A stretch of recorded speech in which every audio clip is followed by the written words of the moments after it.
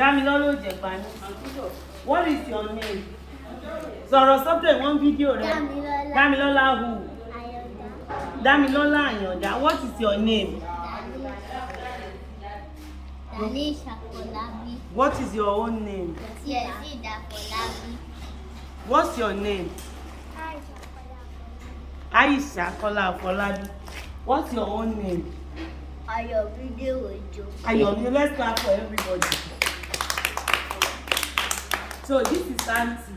Everybody say hi, Auntie. Hi, Auntie. Hello. Hi. Hello. Hi. Hello. Hi.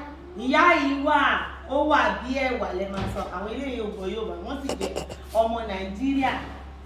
Àríkẹ́ akọ́mọlédè ló ń bá yín sọ̀rọ̀. Ìwọ Dámilọ́lá Àyàndá, Danish Afọlábí, Yezid Afọlábí, Aishat Kọ́lá Afọlábí àti Àánú Olúwapọ̀ Òjó. Ṣé ẹ gbọ́ Yorùbá rárá ni? Àgbọ̀. Ìwọ gbọ́ Yorùbá? Yorùbá ló gbọ́. O gbọ́ púpọ̀. Ìrẹ́bà ọmọ ìlú wo yẹn? Ṣàó àbí?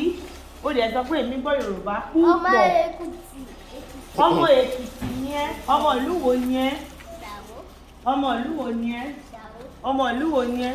Ọmọ Èdìdí. So ní èdè Yorùbá tán bá fẹ́ sọ wípé good morning kí náà máa sọ? Ẹ káàárọ̀ mà.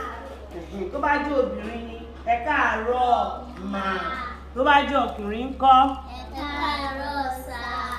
Tí wọ́n bá fẹ́ sọ pé good afternoon ní èdè Yorùbá kí náà máa ń sọ? Ẹ káàsán mà. Tí wọ́n bá fẹ́ sọ pé good evening ní èdè Yorùbá kí náà máa ń sọ? Ẹ kúrọ̀lẹ́ mà.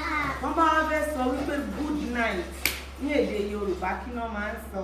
Ó dàárọ̀. Let's put our hands together for Dámilọ́lá ọmọ tó ṣá. Kí ni